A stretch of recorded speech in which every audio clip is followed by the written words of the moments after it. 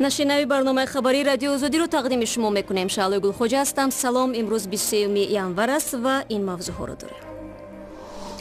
دادسitон ولایت ختلان برای تیری سربازان کشورهای عضو سازمان پیمان امنیتی دستجمعی که به خانه ساکن این ولایت اصابت کرد کسی را تنبیه نداد.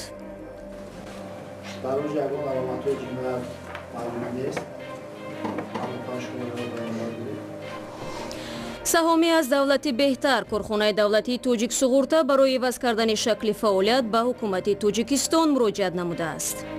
در سالهای پیشین ما زیاده از 50% بازار суғурта به تاجیکستان بود. و هلاکت 52 مهاجر ازبکستانی در و به روسیه توجه ازبکستان را به مشکلات مهاجرت کاری جلب کرد. و شروع میکنیم از آنکه کمیته انداز توجیکستان بیش از 100 овозхон از جمله شبنمی سوریا و صدرالدین نجمیدین را برای فعالیت بدون پتنت عیبدار کرد. رهبریت کمیته روز 23 январ گفت که این овозхонҳо در اول برای قانونی کردن فعالیتشان پتنت گرفته سپس آن را ختم نمودند. مالیات فعالیت برای овозхонӣ در توجیکستان 10 سال پیش جاری شد و овозхонон چون صاحبکار انفرادی باید هر ماه به خزینه دولت مبلغ سپارند. با ادعای کمیته انداز овозхонон بدون پتنت منفعت خود را از منفعت دولتی بالا گذاشتند. دادسitон ولایت ختلان گفت برای آسیب دیدن 3 خانه از تیر نیروهای کشورهای عضو سازمان پیمان امنیتی دستجمعی کسی را تنبیه ندادند و یا به جوابگاری نکشیدند. محمود نصرالله زاده درباره این حادثه امروز ضمن نشست خبری در شهر قرغونتپه صحبت کرد. تیر سربازان ماه نوامبر سال گذشته به منزل چند ساکن در ولایت ختلان ضرر رسانده بود. همکارم کیومرسیاتو درباره آن میگوید که چرا دادسitoni کسی را تنبیه نداد. یکی از خانه‌هایی که هنگام مشق‌های وسیع میقیاس نظامی در شهر توس از تیر دایدوی زره‌پوش‌ها آسیب دید. خوشبختانه در خانه کسی زخمی و یا کشته نشد. دخترچه‌ام اگه اینو مکتب تا 20 بودم که سرسیدگیش زنادم تقویم که هم خانه اونو خانه نون چیکردم برای تندور. در اول صدمه دیگر گوشه‌های خانه را مشاهده نکردند. اما بعد از رفتن ماموران میلیسا دیدن که چند جای دیگر هم آسیب دیده است. بعد بچه ما مکتب اومد بول بمب اومد بعد گفته نه چه خونه ببینیم خونه گفت خونه دیدیم که پتولوگ شکفت دیوار شکفت بعد جه نه روز کردیم. تیرهای دایدو از اینجا از رزمایشگاه حرب میدان به خانه محیدین قربانوف در دهه اتفاق برخورد. در اینجا روز 11 نوامبر سال 2017 مشق‌های نظامی کشورهای عضو سازمان پیمان امنیتی دستجمعی ادامه داشت. نیروهای تاجیکستان و روسیه، ارمنستان و بلاروس، قرقیزستان و قزاقستان شیوه‌های مبارزه با تروریستان را تمرین می‌کردند. بعد از تقریباً 3 ماه حادثه، دادسitон ولایت ختلان روز 23 январ در یک نشست خبری در شهر قرغونتپه گفت تحقیق خاتمه یافت، اما کسی به جوابگری کشیده نشد. این حادثه جای داشت در ناحیه شهر توس. در اونجا یگان علامت‌های جنایت موجود نیست. اما 5 شماره را بیان بوده. ضرری که به دستمزد پرداخت کرده شده. اون خیلی شکایت، اون خیلی даъво، اون خیلی عریضه وابسته به مسئله شده.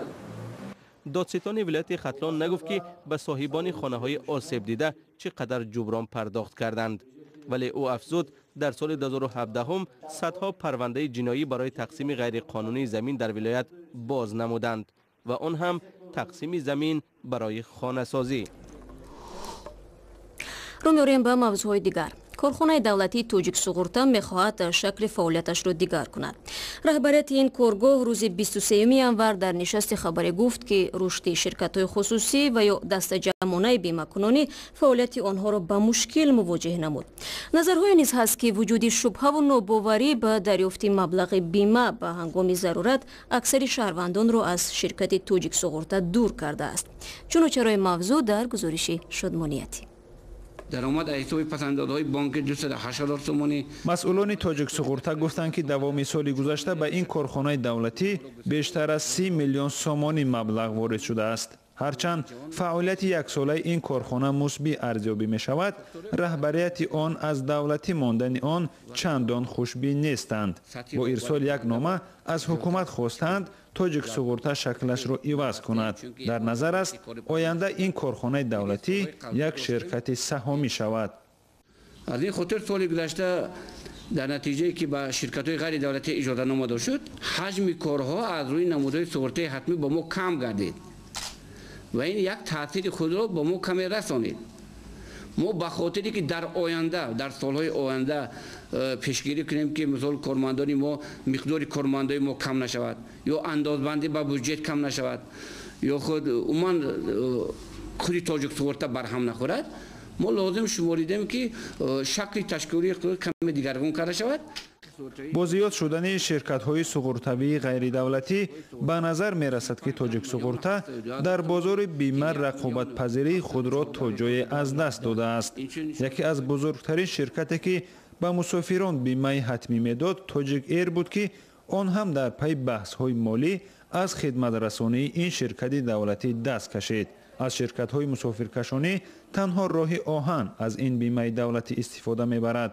масъулон ҳам эътироф мекунанд ки ҳиссаи ин ширкати давлатӣ дар бозори бима кам шудааст.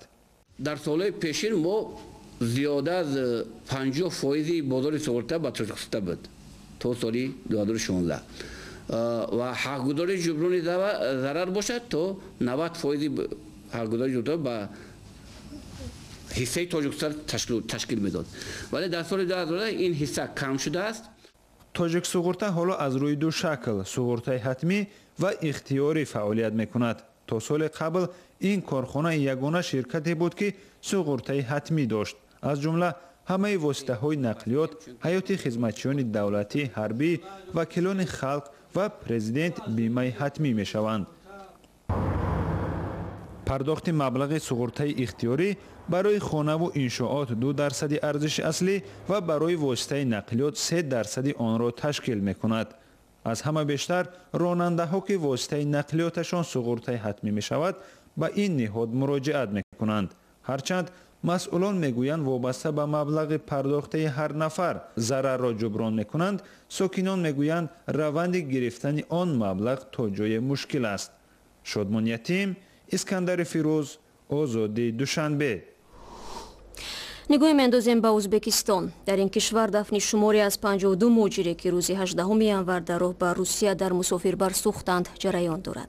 шавкат мирзиёев президенти ӯзбекистон гуфтааст баъди ин фоҷиа хобаш намебарад ва ба пайвандони ҳалокшудаҳо кӯмаки молӣ ваъда намуд. дар шабакаҳои иҷтимоӣ сару садо зиёд аст ки чаро дар ӯзбекистон ба ёди муҳоҷирони фавтида рӯзи мотами миллӣ доир нашуд. бо ин суол ман ба ҳамкорамон сироҷдини ислом муроҷиат кардам. албатта дар ӯзбекистон ҳукумати ӯзбекистон шавкат мирзиёев рӯзи мотам эълон накард, вале зимни сафараш ба вилояти сурхандарё ки дар ҷануби ӯзбекистон воқеъ аст дар маҷлиси намояндаҳои вилоят, фаъолони вилоят аз ҳодисаи октябр якчанд дафъа изҳори назар кард ва эътироф кард ки айби дар ин садама давлат бештар аст. ин бори аввал аст ки худи раҳбари кишвар масъулиятро ба гардани худаш гирифтааст ва гуфт ки бекорӣ дар худи ӯзбекистон маҷбур мекунад миллионҳо ӯзбекистониҳоро ба русия ва қазоқистон равона кунад. ғайр аз ин шавкат мирзиёев як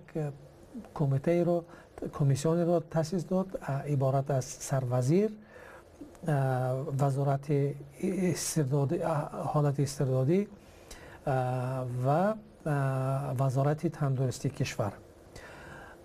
худи ҳамон рӯз як ҳавопаймои махсусеро ба вилояти Ахтоба равон кард ки тамоми асотро баргардонад. بله، شما مثلا از شوکت میرزیوف یاد کردید. ببینید در دوره حکمرانی اسلام کریموف پرزیدنت دور موجان ӯзбекро همچون دنگوسه یا بکرخوجه نام میبرد که از کار میگریزند و به روسیه میرن. اما شوکت میرزیوف گفت که در مهاجر شدن ازبک ها دولت گناهکار است. چرا دو رهبر اوید یک مشکل دیدگاهی مختلف دارند؟ خود شوکت میرزیوف پیش از سال نو در یک مجلس جلسه دولتی گفت که او از وضعیت کشور بهتر از همه خبردار است. مناسبت ازبکستان با مهاجرین خودش باید تغییر یابد چون اینها فرزندان خودمان هستند گفت. به نظر من شوکت میرزیوف خوب درک میکند که بیش از 2 میلیون مهاجر ازبکستانی، مهاجر ملت ازبکستانی در خود روسیه کار میکنند و اینها می توانند به بودجه کشور کمک خیلی زیاد بیارند و آورده ایستادند.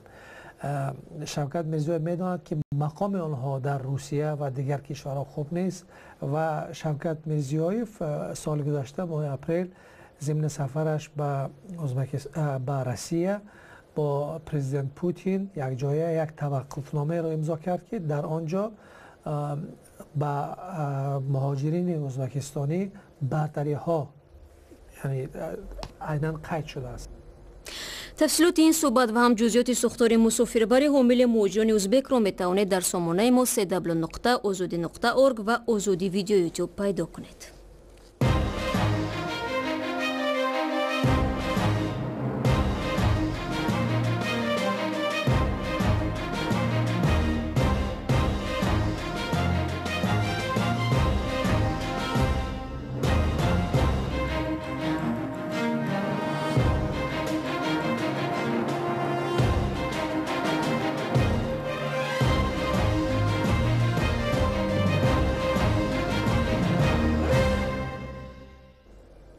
شما برنامه خبری رادیو آزادی رو تماشا دارید. با گذشت 2 هفته از تجاوز و کشتاری زینب انصاری 8 ساله که با موج اعتراضات در پاکستان پیچیده بود، تحقیق حادثه هنوز ادامه دارد. با وجود آنکه مقامات پلیس گفته بودند دنکای قاتل را معین کردند، اما او تا هنوز در آزادی است. گذشته از این احتمال می رود که این نفر در کشتاری چند نابالغ دیگر هم دست دارد. طاهر سفر با جزئیات بیشتر. ҷӯстӯҷуи таҷовузгар ва қотили кӯдакон дар покистон. тани беҷони зайнаб амини 60 соларо дар ҳамин ҷо дар ноҳияи касури панҷоб ёфтанд. дар ҳамин ҷо дар чанд соли ахир мисли зайнаб чанд кӯдаки дигарро пайдо карданд. қатли ваҳшатноки зайнаб хашми мардуми покистон ва ин нигарониро барангехт ки қотили ҳамаи кӯдакон як нафар аст. شاید به دخترم گفتند که او را پیش من می آورند. شاید چیزی گفتند که از پسشان برود. وگرنه دختری زیرک و گپشنو بود و می دانست که نباید با بیگانگان گپ زند. مثل زینب در 2 سال اخیر در شهر پنجاب 12 کودک را تجاوز کرده کشتند. مفتشان در چند قتل علامت‌های دنکه‌ای یک نفر را پیدا کردند و میگویند ممکن است یک قاتل کودکان را شکار میکند. می توانم بگویم که در 80 تا 90% حالتها قربانیان زخم‌های شبیه دارند. آثار نفسگیر کردن، آثار سوختگی، زخم تیغ و حتما آزار جسمانی قربانی دیده می شود. پاکستان فقط سال 2016 برای سوء استفاده کودکان جزا مقرر کرد. از بس که در کشور درس جنسی وجود ندارد، کارشناسان میگویند بسیاری از این جنایت‌ها پنهان میمانند.